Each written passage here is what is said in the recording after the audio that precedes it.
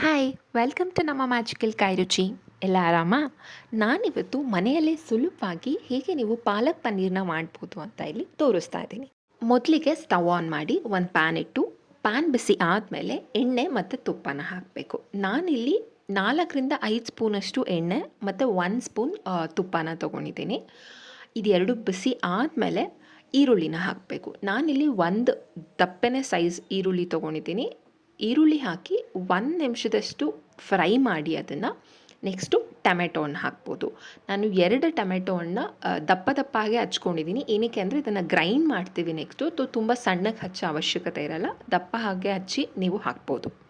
ಇವಾಗ ನಾನು ಒಂದು ಏಲಕ್ಕಿನ ಹಾಕ್ತೆ, ನೀವು ಸಿಪ್ಪೆ ಸಮೇತ ಹಾಕ್ಬೋದು, ಹೇಗೂ ಗ್ರೈಂಡ್ ಮಾಡ್ತೀವಲ್ಲ ಸೊ ಅದಕ್ಕೆ. ಇವಾಗ 10 ಗೋಡಂಬಿನ ಹಾಕಿದ್ದೀನಿ. ನೀವು ಗೋಡಂಬಿ ಇನ್ನೂ ಸ್ವಲ್ಪ ಜಾಸ್ತಿ ಬೇಕಾದರೂ ಹಾಕ್ಬೋದು. ತುಂಬ ರುಚಿಯಾಗಿ ಮತ್ತು ಒಳ್ಳೆ ಕನ್ಸಿಸ್ಟೆನ್ಸಿ ಗಟ್ಟಿಯಾಗಿ ಪಾಲಕ್ ಪನ್ನೀರ್ ರೆಡಿ ಆಗುತ್ತೆ ಅವಾಗ. ನೆಕ್ಸ್ಟು 2 ಮೆಣಸಿನ್ಕಾಯಿನ ಮುರ್ದಿ ಹಾಕಿದ್ದೀನಿ ಮತ್ತು ಸ್ವಲ್ಪ ಚಕ್ಕೆ ಮತ್ತು ಲವಂಗನ ಹಾಕಿದ್ದೀನಿ. ಇದ್ದಷ್ಟು ಹಾಕಿದ್ಮೇಲೆ 2 ನಿಮಿಷ ಸರಿಯಾಗಿ ಫ್ರೈ ಆಗೋ ಥರ ಕೈ ಆಡಿಸಿ ಪಾಲಕ್ನ ಹಾಕ್ಬೋದು. ಇವಾಗ ನಾನಿಲ್ಲಿ 1 ಕಟ್ ಪಾಲಕ್ನ ಕ್ಲೀನಾಗಿ ತೊಳ್ಕೊಂಡು ದಪ್ಪ ದಪ್ಪಾಗಿ ಕಟ್ ಮಾಡಿ ಹಾಕ್ತಿದ್ದೀನಿ ನಾನು. ಬಿಕಾಸ್ ನೀವು 2 ನಿಮಿಷ ಬಿಟ್ಟರೆ ಸಾಕು, ಪಾಲಕ್ ಬೇಗನೆ ಬೆಂದೋಗ್ಬಿಡುತ್ತೆ. ಈ ಥರ ಒಂದು ಸ್ವಲ್ಪ ಆಯಿಲೆಲ್ಲ ಮಿಕ್ಸ್ ಆಗೋ ತನಕ ಕೈ ಆಡಿಸಿ ಪ್ಲೇಟ್ ಮುಚ್ಚಿ 1-2 ನಿಮಿಷ ಬಿಟ್ಟರೆ ಕರೆಕ್ಟ್ ಕನ್ಸಿಸ್ಟೆನ್ಸಿಯಲ್ಲಿ ಪಾಲಕ್ಕು ಕುಕ್ ಆಗಿರುತ್ತೆ. ಸೊ ನೀವಾಗ ನೀವು ನೋಡ್ಬೋದು ಕರೆಕ್ಟ್ ಕನ್ಸಿಸ್ಟೆನ್ಸಿಯಲ್ಲಿ ಕುಕ್ ಆಗಿದೆ. ಇವಾಗ ಒಂದ್ಸಲಿ ಕೈ ಆಡಿಸಿ ಸ್ಟವ್ ಆಫ್ ಮಾಡಿ ಆರೋದಕ್ಕೆ ಬಿಟ್ಬಿಡಿ.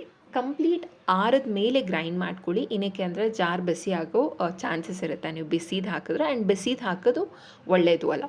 ಇವಾಗ ಇದನ್ನು ಫೈನ್ ಪೇಸ್ಟ್ ಥರ ಗ್ರೈಂಡ್ ಮಾಡಿಕೊಂಡ್ರೆ ಸಾಕಾಗುತ್ತೆ. ನೀವು ಇವಾಗ ನೋಡ್ಬೋದು ಕರೆಕ್ಟ್ ಕನ್ಸಿಸ್ಟೆನ್ಸಿಯಲ್ಲಿ ಗ್ರೈಂಡ್ ಆಗಿದೆ. ಹೆಂಗೂ ಬೇಯಿಸಿರ್ತೀವಲ್ಲ, ಸೊ ತುಂಬ ಹೊತ್ತು ಗ್ರೈಂಡ್ ಮಾಡೋ ಅವಶ್ಯಕತೆ ಇರಲ್ಲ, ಬೇಗನೆ ಗ್ರೈಂಡ್ ಆಗಿಬಿಡುತ್ತೆ. ನೆಕ್ಸ್ಟು ಒಂದು ಪ್ಯಾನ್ ಇಟ್ಟು ಎಣ್ಣೆ ಮತ್ತು ತುಪ್ಪನ ಹಾಕ್ತಿದ್ದೀನಿ. ನೀವು ಬೇಕಾದರೆ ತುಪ್ಪದ ಬದಲು ಬಟರ್ ಸಹ ಹಾಕ್ಕೋಬೋದು. ಬಟರ್ ಹಾಕ್ಕೊಂಡು ಎಣ್ಣೆ ಸ್ವಲ್ಪ 1 ಸ್ಪೂನಷ್ಟು ಹಾಕ್ಕೊಂಡ್ರೂ ಹಾಗೂ ಮಾಡ್ಬೋದು. ನಾನು ತುಪ್ಪ ಪ್ರಿಫರ್ ಮಾಡೋದ್ರಿಂದ ನಾನು ತುಪ್ಪನ ಹಾಕ್ತಾಯಿದ್ದೀನಿ. ಎಣ್ಣೆ ಮತ್ತು ತುಪ್ಪ ಸ್ವಲ್ಪ ಬಿಸಿ ಆದ ತಕ್ಷಣ ಏನು ಗ್ರೈಂಡ್ ಮಾಡಿ ಇಟ್ಕೊಂಡಿರ್ತೀವಿ ಪಾಲಕ್ ಪ್ಯೂರಿ, ಅದನ್ನು ಹಾಕ್ಬೋದು. ಇದನ್ನು ಹಾಕಬೇಕಾದ್ರೆ ಸ್ಟವ್ ಕಡಿಮೆ ಉರಿಯಲ್ಲೇ ಇರಲಿ, ಬಿಕಾಸ್ ಅದನ್ನು ಹಾಕಿದಾಗ ಸ್ವಲ್ಪ ಆಚೆ ಎಲ್ಲ ಸಿಡಿಯೋದಿರುತ್ತೆ. ಸೊ ಕಡಿಮೆ ಉರಿಯಲ್ಲೇ ಹಾಕಿ. ನಾನಿವಾಗ ನೀರೇನೂ ಹಾಕಿಲ್ಲ, ಜಸ್ಟ್ ಗ್ರೈಂಡ್ ಮಾಡ್ಕೊಂಡಿದ್ದು ಮಾತ್ರ ಹಾಕಿದ್ದೀನಿ. ಕನ್ಸಿಸ್ಟೆನ್ಸಿ ನೋಡಿ ಆಮೇಲೆ ನೀರು ಹಾಕ್ಬೋದು. ಇವಾಗ 1 ಸ್ಪೂನ್ ಚಿಲ್ಲಿ ಪೌಡರ್ ಮತ್ತು 1 ಸ್ಪೂನ್ ಧನಿಯಾ ಪುಡಿನ ಹಾಕ್ತಿದ್ದೀನಿ. ಇದೆರಡು ಹಾಕಿದ್ಮೇಲೆ ಸರಿಯಾಗಿ ಕೈ ಆಡಿಸಿ 5-6 ನಿಮಿಷದಷ್ಟು ಟೈಮು ಇದನ್ನು ಕುಕ್ ಆಗೋದಕ್ಕೆ ಬಿಡಿ. ಹಸಿ ವಾಸನೆನೂ ಹೋಗುತ್ತೆ, ಆಮೇಲೆ ಸರಿಯಾಗಿ ಕುಕ್ಕು ಸಹ ಆಗುತ್ತೆ. 5-6 ನಿಮಿಷ ಕುಕ್ ಆಗ್ತಿದ್ದಂಗೆ ಎಣ್ಣೆ ಎಲ್ಲ ಮೇಲ್ಗಡೆ ಬಂದು ಅದು ಕ್ಲೀನ್ ಕನ್ಸಿಸ್ಟೆನ್ಸಿಯಲ್ಲಿ ಕುಕ್ ಆಗಿರುತ್ತೆ. ಸೊ ಅವಾಗ ನಿಮಗೆ ಗೊತ್ತಾಗುತ್ತೆ ಕರೆಕ್ಟಾಗಿ ಕುಕ್ ಆಗಿದೆ ಅಂತ ಹೇಳಿ. ನಾನಿವಾಗ ರುಚಿಗೆ ತಕ್ಕಷ್ಟು ಉಪ್ಪು ಹಾಕಿ 5 ನಿಮಿಷ ಕುಕ್ ಆಗೋದಕ್ಕೆ ಬಿಡ್ತೀನಿ. ಪಾಲಕ್ ಪನ್ನೀರ್ ಎರಡೂ ಗುಡ್ ಹೆಲ್ದಿ ಫುಡ್ ಐಟಮ್ಸೇ. Palak rich in vitamins and paneer rich in protein. So ಇವಾಗ ನೀವು ನೋಡ್ಬೋದು ಕುದಿ ಬರ್ತಿದೆ. ನಾನು 1 ಕಪ್ಪಷ್ಟು ನೀರನ್ನು ಹಾಕಿದ್ದೀನಿ.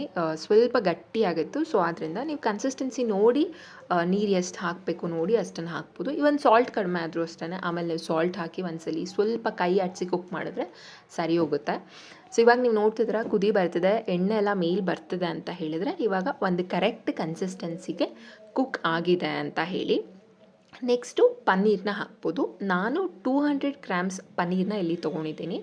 ಅದನ್ನು ಸಣ್ಣ ಕ್ಯೂಬ್ ಶೇಪಲ್ಲಿ ಕಟ್ ಮಾಡಿಕೊಂಡು ಹಾಕ್ತಾಯಿದ್ದೀನಿ.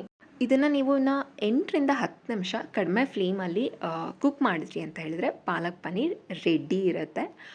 ನಾನು ಸ್ವಲ್ಪ ಇವಾಗ ಸಾಲ್ಟು ಮತ್ತು 1 ಸ್ಪೂನ್ ಗರಂ ಮಸಾಲನ ಹಾಕಿ ಕೈ ಆಡಿಸಿದ್ದೀನಿ. ಆವಾಗವಾಗ ಕೈ ಆಡಿಸ್ತಾ ಇರಿ. ಏನಕ್ಕೆ ಅಂದರೆ ಪನ್ನೀರ್ ಹಾಕಿರೋದ್ರಿಂದ ಬೇಗ ತಳ ಹಿಡಿಯೋ ಚಾನ್ಸಸ್ ಇರುತ್ತೆ. ಸೊ 1 ನಿಮಿಷಕ್ಕೂ ಕೈ ಆಡಿಸ್ತಾ ಮಿಕ್ಸ್ ಮಾಡ್ತಾಯಿದ್ರೆ ಬೇಗನೆ ಸರಿಯಾಗಿ ಕುಕ್ ಆಗುತ್ತೆ. ಇದನ್ನು ನೀವು ರೋಟಿ, ನಾನ್, ಚಪಾತಿ ಯಾವುದ್ರ ಜೊತೆ ಬೇಕಾದರೂ ಸರ್ವ್ ಮಾಡ್ಬೋದು. ಒಳ್ಳೆ ಕಾಂಬಿನೇಷನ್. ಇವನ್ ಆ್ಯಕ್ಚುಲಿ ರೈಸ್ ಜೊತೆನೂ ಆ್ಯಕ್ಚುಲಿ ಚೆನ್ನಾಗಿರುತ್ತೆ. ಸೊ ಸಮ್ಟೈಮ್ಸ್ ನಾನು ರೈಸ್ ಜೊತೆನೂ ಟ್ರೈ ಮಾಡಿದ್ದೀನಿ, ಆವಾಗಲೂ ಅಷ್ಟೇ ತುಂಬ ಚೆನ್ನಾಗಿರುತ್ತೆ ಆ್ಯಕ್ಚುಲಿ. ಇವಾಗ ಕುದೀತಾ ಇದೆ. ಸೊ ಈ ಥರ ಲೋ ಫ್ಲೇಮಲ್ಲಿ ಕುದಿಸಿ ಇದು ಮಾಡಿದ್ರಿ ಅಂತ ಹೇಳಿದ್ರೆ ಕರೆಕ್ಟ್ ಕನ್ಸಿಸ್ಟೆನ್ಸಿಯಲ್ಲಿ ಕುಕ್ ಆಗುತ್ತೆ. ನೀವು ಕೂಡ ಮನೇಲಿ ಟ್ರೈ ಮಾಡಿ, ಸುಲಭವಾಗಿ ಮಾಡ್ಬೋದು ಮನೇಲೇ. ನೀವು ಟ್ರೈ ಮಾಡಿ ಹೇಗೆ ಬಂತು ಅಂತ ಕಾಮೆಂಟ್ ಮಾಡಿ. Thank you.